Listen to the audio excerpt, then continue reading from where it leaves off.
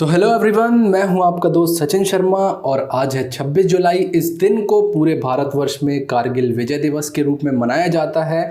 आज हम अपने इस लेसन में कारगिल विजय दिवस की ऐतिहासिक पृष्ठभूमि की चर्चा करने वाले हैं। साथ ही एक किस्सा जो है वो भी मैं आपको बताने वाला हूं, जब हमारे तत्कालीन प्रधानमंत्री स्वर्गीय श्री अटल बिहारी वाजपेयी ने दिलीप कुमार, जो कि हमारे यहाँ के मशहूर अभिनेता हैं, इनकी नवाज शरीफ से फ़ोन पर बात करवाई थी।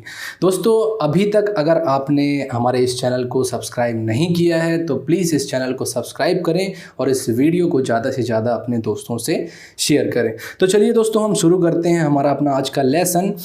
दोस्तों, मई 1999 के शुरुआती दिनों में एक व्यक्ति थे जिनका नाम था ताशी नामग्याल। ये एक चरवाहे थे। ये अपने घर से थोड़ी दूर अपनी गुम हो गई एक यॉक को ढूंढने निकले थे।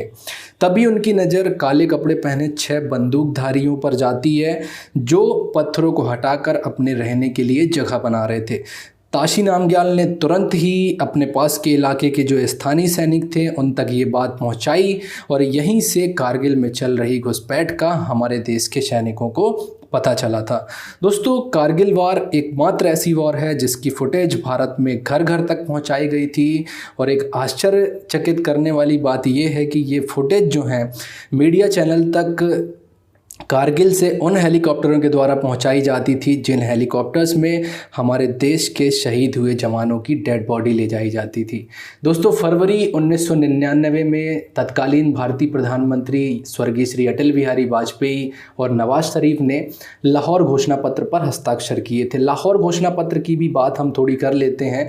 लाहौर घोषणा पत्र जो था दोस्तों, इसका उद्देश्य भारत और पाकिस्तान के बीच शांति स्थापित करना था। और इस घोषणा पत्र में दोनों देश इस बात पर सहमत हुए थे कि हम मैत्रीपूर्ण सहयोग स्थापित कर दोनों देशों के लोगों के लिए सहायक सिद्ध होने वाले हैं। लेकिन ये समझौता आगे आने वाले कुछ महीनों में ही टूट जाएगा, इस बात की किसी को भी भनक नहीं थी। पाकिस्तानी सैनिक जो थे ये हमारी सीमा में करीब 9 किलोमीटर तक अंदर घुस आए थे। और आश्चर्य की बात दोस्तों ये है कि हमारे देश की जो खुफिया एजेंसियां हैं, इन्हें भी इस बात की भनक तक नहीं थी। दोस्तों, जब हमारे भारतीय नेतृत्व को इस बात की खबर हुई तो उन्होंने पाकिस्तान के प्रधानमंत्री नवाज शरीफ को फ़ोन लगाया और नवाज शरीफ से कहा कि आपने तो मेरे साथ बहुत ही बुरा सलूक किया है। यह बात हमारे जो प्रधानमंत्री जी, स्वर्गीय प्रधानमंत्री जी हैं, इन्होंने नवाज शरीफ से कही। एक तरफ आप लाहौर में मुझसे गले मिल रहे हैं और दूसरी तरफ आपके लोग जो हैं ये कारगिल में हमारी पहाड़ियों पर कब्जा करने में लगे हुए हैं। इस पर नवाज शरीफ ने कहा कि उन्हें तो इस बात की कोई भी जानकारी नहीं है, मैं परवेज़ मुशर्रफ से बात करके आपको फ़ोन मिलाऊंगा। तभी जो हमारे प्रधानमंत्री थे उन्होंने नवाज शरीफ से कहा कि आप एक साहब से बात कीजिए जो इस वक्त मेरे बगल में बैठे हुए हैं। नवाज शरीफ हैरान रह गए जब उन्होंने फ़ोन पर दिलीप कुमार की आवाज़ सुनी। दोस्तों, दिलीप कुमार जी ने नवाज शरीफ से कहा कि मियां साहब, हमें आपसे ये उम्मीद नहीं थी, क्योंकि आपने हमेशा भारत और पाकिस्तान के बीच शांति के समर्थक होने का दावा किया है। मैं आपको बता देता हूं कि जब भी भारत और पाकिस्तान के बीच तनाव बढ़ता है, भारतीय मुसलमान बहुत ही बुरी तरह से स्वयं को असुरक्षित महसूस करने लग जाते हैं और उनका घर से निकलना भी मुश्किल हो जाता है। दोस्तों, 3 मई 1999 को कारगिल युद्ध की शुरुआत हुई थी और 26 जुलाई 1999 को भारत ने पाकिस्तान की सेना के खिलाफ विजय हासिल की थी, जिसे हम विजय दिवस के रूप में भी जानते हैं। दोस्तों, जैसा कि ऊपर मैंने आपको बताया कि एक चरवाहे ने हमारे सैनिकों को पाकिस्तानी सैनिकों की घुसपैठ की खबर दी थी, जिसके बाद हमारी सेना के पेट्रोलिंग करने गए 5 जवानों को बंदी बनाकर पाकिस्तानी सैनिकों ने जो है उनकी निर्मम तरीके से हत्या कर दी थी। जून के शुरुआती हफ्तों में हमारी जो सेना थी, भारतीय सेना, इन्होंने पाकिस्तानी रेंजर्स द्वारा भारतीय चौकियों पर कब्जा किए जाने की सूचना मीडिया को दी। और जैसे ही ये खबर मीडिया तक पहुंची तो जो भारतीय अखबार थे यहाँ मानो तहलका समझ गया था।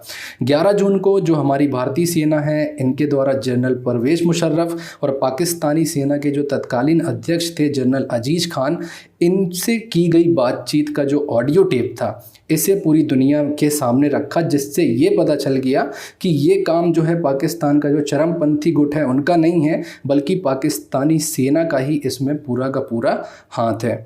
इसके बाद जो है हमारी सेना ने द्रास सेक्टर में तोलिंग पोस्ट, टाइगर हिल की 2 पोस्ट और अंततः टाइगर हिल को जीतकर हमारी शान, हमारी आन, हमारी बान, हमारे तिरंगा जो है ऐसे वहाँ पर फहराया।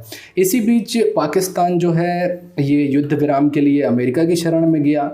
दोस्तों आप सभी को पता होगा 4 जुलाई जो है ये अमेरिका का स्वतंत्रता दिवस होता है और इसी दिन 4 जुलाई 1999 को अमेरिका के जो तत्कालीन राष्ट्रपति थे क्लिंटन साहब, इनकी और नवाज़ शरीफ की मुलाकात हुई।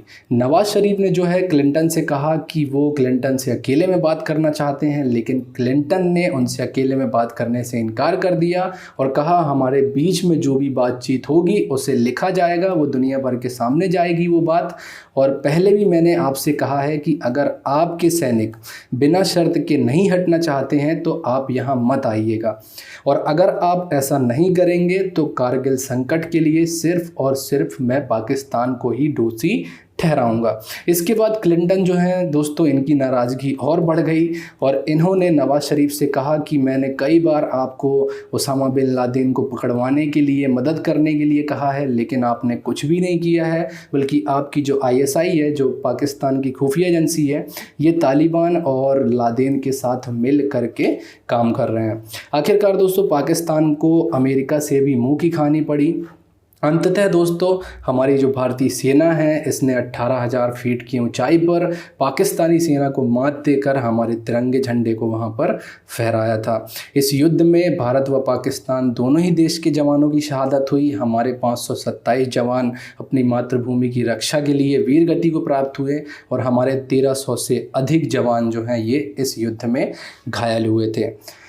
तो दोस्तों उम्मीद करता हूँ कारगिल विजय दिवस के इतिहास से जुड़ी कुछ रोचक बातें जो है ये आपको पसंद आई होंगी। अगर आपको ये वीडियो पसंद आया हो तो इसको जो है अपने दोस्तों से शेयर करें। इस तरह के दिन जब आते हैं दोस्तों, तो जब इम्पॉर्टेंट डेज़ होते हैं तो इस पर मैं रेगुलर बेस्ड पर वीडियो भी बनाता रहूँगा और आगे भी इस तरह की वीडियोज़ जो है मैं लेकर आऊँगा। अगर ये वीडियो आपको अच्छा लगा हो तो प्लीज़ इसे शेयर करना ना भूलें। हम आपसे मिलेंगे अपने अगले वीडियो में, तब तक के लिए नमस्कार।